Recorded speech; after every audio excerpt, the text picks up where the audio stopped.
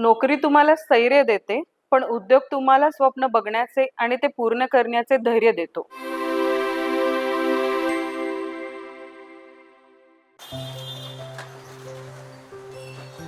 नमस्कार, मी स्नेहल, सह्याद्रीची शेतकरी उद्योजिका, आणि ही आहे माझी गोष्ट.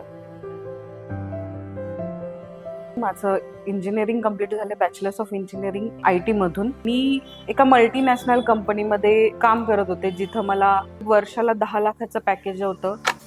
पण शेवटी नोकरी ते नोकरी. नोकरी तुमचं स्वप्न पूर्ण तर नाही करू शकत, ते फक्त तुम्हाला स्थैर्य देऊ शकते.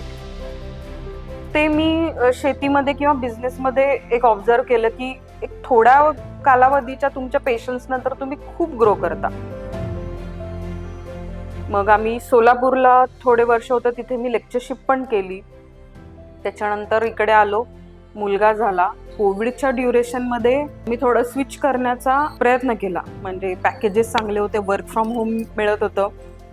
पण त्यावेळेस अनफॉर्च्युनेटली काय झालं की साईड बाय साईड आई वडील दोघेही गेले. त्या थोड्या ट्रॉमामध्ये मी मागं पडले की माझे बरेचसे कलिग्स खूप चांगल्या कंपनीमध्ये सिलेक्ट झाले, पण मी एक म्हणतात ना बॅकफुटवर गेले किंवा सगळ्यातलाच इंटरेस्ट निघून गेला. वडील गेल्यानंतर थोडं आईसाठी सावरलो, पण आई गेल्यानंतर ते सावरणं खूप अवघड झालं.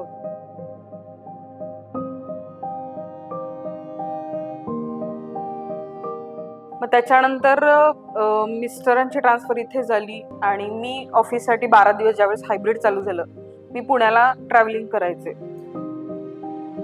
मुलगा आता इथे प्रॉपर तो सेटल झालाय, त्याचं फ्रेंड सर्कल झालंय, त्याचे स्कूल वगैरे सगळं प्रॉपर झालंय. त्याच्यासाठी कुणीतरी एक इथे स्टेबल राहणं गरजेचं होतं. याला मग 2 पर्याय असे होते की एकतर मला परत कुठल्या तरी इंजिनिअरिंग कॉलेजवर लेक्चरशिप बघितली पाहिजे किंवा मग स्वतःचा काहीतरी स्टार्टअप केला पाहिजे.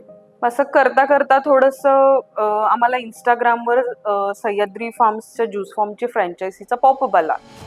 मग आमच्या मिस्टरांनी थोडं इंटरेस्ट घेऊन त्याच्या प्रॉपर वेबसाईट चेक केली. मग आम्ही गेलो, त्यांना अप्रोच झालो, त्यांनी पण खूप चांगला सपोर्ट केला. शेतीशी रिलेटेड व्यवसाय केल्यामुळं त्याचा बेनिफिट असा आहे की आपल्या शेतकरी बांधवांना एक प्लॅटफॉर्म मिळतो, त्यांच्या शेतमालाला भाव चांगला मिळतो.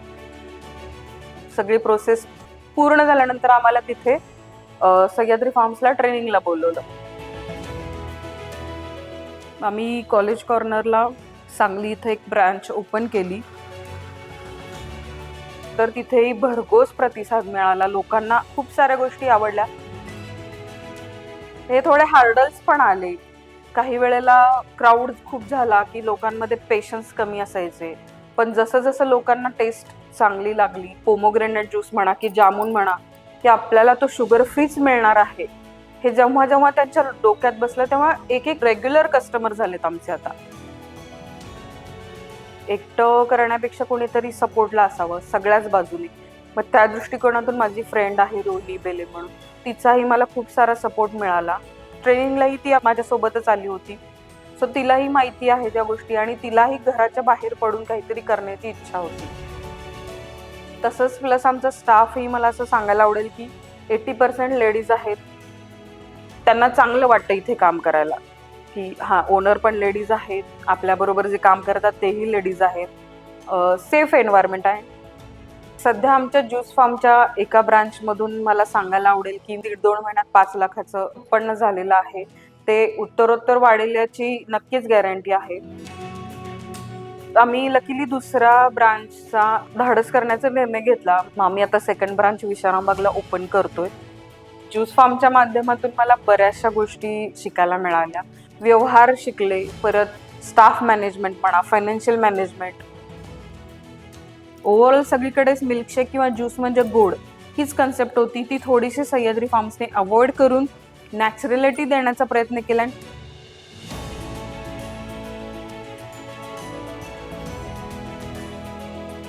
शेती ही केवळ आपली परंपरा नाही, तर तो एक शाश्वत व्यवसाय बनू शकतो.